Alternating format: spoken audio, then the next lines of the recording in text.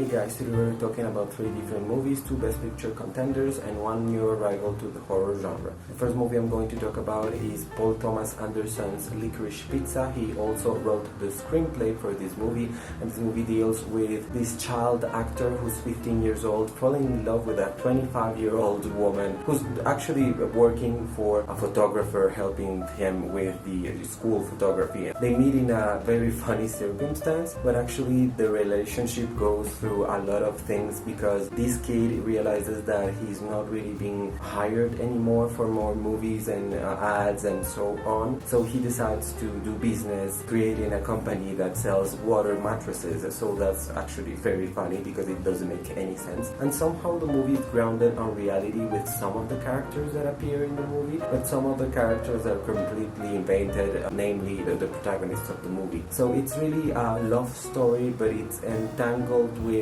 rivalries and funny things, scenes that don't really have anything to do with anything. I mean, there's this actor played by Sean Penn and another actor played by Bradley Cooper who enter the movie and have like a crazy stunt scene, physically a stunt in the case of Sean Penn, and then they resolve relationship at the end of the movie, which is kind of weird that way to build a screenplay, because you would think that they would always focus on the 2 protagonists, and in a way they do, and I think Alana Haim is more a protagonist than Cooper Hoffman, who is the son of Philip Seymour Hoffman. I think that she is a little bit more interesting. Her life situation, the way she looks at the world is more interesting than Cooper Hoffman's, because he's portrayed a little bit like as a brat. I mean, he's too young to know any better, and I think that even by the end when they get together, I mean, this is not spoiler because you kind of get that idea from the beginning, you do get that this is not going to last very long, but it doesn't matter because everyone is having kind of a lot of fun in those times in the 60s, 70s in Los Angeles. So it kind of makes sense, if you will. But again, the screenplay is a little bit too messy for my taste, but actually this is the most accessible Paul Thomas Anderson movie I have ever seen, because his movies tend to be a little bit like, constructed in such a way that you don't really get everything at the first viewing, and this movie you do get that. It's a little bit simpler, maybe more mainstream, if you will. Not super mainstream, but mainstream. I mean, I really liked Alan Haim's performance. I really liked the costume design, production design, the cinematography is kind of fun, the editing, but at the end of the day I wouldn't say this movie is, the best thing in the world. I think it's one of the best from Paul Thomas Anderson, but I think that Paul Thomas Anderson is kind of an acquired taste. So if you don't really like his vibe, you may not really like this movie. And other people that like his filmography will just fall in love with this movie. So it really depends. Give it a go. It's a little bit long, but it's satisfying in a way, and I think the performances guarantee you will have a ton of fun watching this movie. So Licorice Pizza.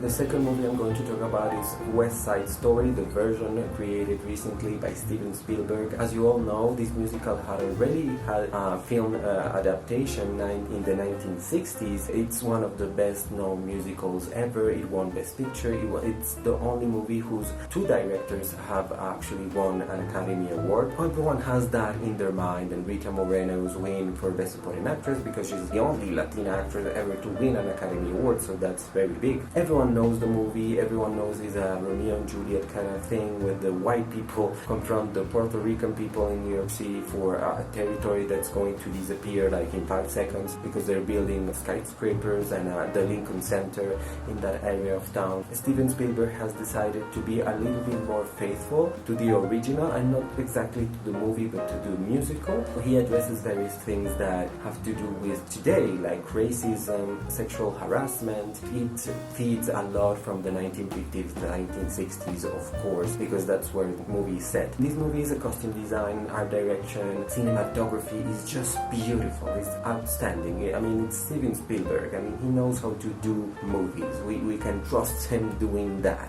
As far as for directing, I think that directing a musical is very much different to directing other kinds of movies. And in that case, I think he does a fine job. I don't think his directing is especially inspired or anything. There are actually scenes that are too musically. I would have really liked that he used the same songs, he used the same, he uses Rita Moreno too actually, but that he used the same songs, for example, but in a whole different way. And sometimes in the movie that happens, that actually actually happens, because there are new songs and there are new interpretations of them. For example, the dance in the school is very much the same and at the same time different than in the original movie. Maybe because it feels a little bit more grounded in reality. It feels more human, if that makes sense, because the original movie feels too much like a musical, too much like in theater. It feels like you're seeing someone put up the play, the musical on a stage. In this movie you feel like you're watching a movie, so it's really different, and you thank Steven Spielberg for that. But sometimes there are things that they do in the dances, in the choreography especially, that feel a little bit too much like in that time. I would have loved to modernize it a little bit, to do something a little bit different and not copy some of the moves and even some of the shots. It could have been a little bit more original. As for performances, Ariana DeBose is I think that's how you say her name. She's the best actually actress in the whole movie by far. I mean, every time she's on the scene, on the camera, you're like falling in love with her because she's amazing. She has a great presence. As for the others, I mean, Rachel Zegler for some reason has won some awards for this movie. She's not good. I don't think she's a good actress. She's a great musical actress. Rita Moreno has a good scene here and there, but it's not like, oh my god, she's the best thing in the world. Not really. She's very much better in the 1960 movie. And Ansel Elgort, well, you know, he's cancelled because he has done creepy things online, even if he's hot as hell and he's so cute and he really knows how to manage the voice that he has. He's not really a leading man. I mean, he doesn't feel like a leading man. David Alvarez, who plays the head of the Puerto Rican gang, he's fine, but he's not really given a lot to do. Same for Mike Faist, who is the leader of the white gang. Again, he's a little bit too stereotypical for me, but he does a fine job. They are really musical actors. If I watch them on stage, they would be amazing, but it doesn't really work the same way in movies. Best Picture, sure, why not? Best Director should have been for someone else. It should have been Denis Villeneuve for Dune, for sure. It's really entertaining and it's a bit too long, but you know, all movies are a bit too long nowadays.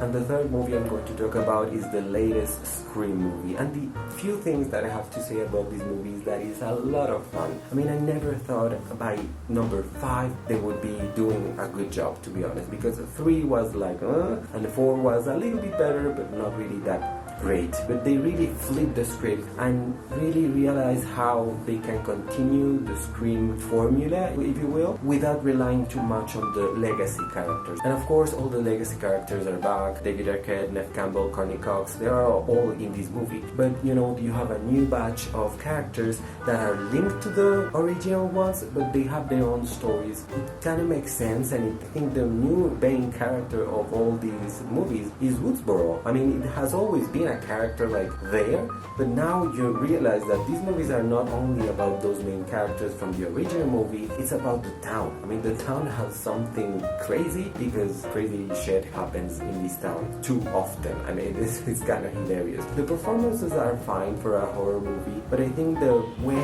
the murder acts in this movie is the same that in the past, but somehow they make it work with the modern smartphones and you know, modern life. If you think that a smartphone is going to save you, it doesn't, and the movie is so much fun. I actually laughed at the movie sometimes because, you know, it's also a comedy in some way, but someone called me while I was watching the movie and I was like, oh my god, I'm going to get murdered. So it really gets you in. That's so effective. And these are other directors called Matt Bettinelli, Olpin and Tyler Gillett that take over from Wes Craven because Wes Craven has tragically passed away. They did do a fantastic job, these directors, and I hope, I mean, Scream 6 actually is already greenlit, so we're getting that, but I think a new trilogy could be happening, and even without the legacy characters, which has to be a step they have to take at some point because you cannot really rely on them forever. Maybe for the next one, but not forever. But I mean, I really enjoyed this movie and it's really fun, and you should watch it now because it's available for purchase. Just watch it because it's so much fun. So much fun. I love the Scream franchise for sure. So thank you so much for watching this movie. Please comment down below whatever you thought about these movies. Of course, share this on your social media and subscribe to my channel. Thank you so much. Goodbye.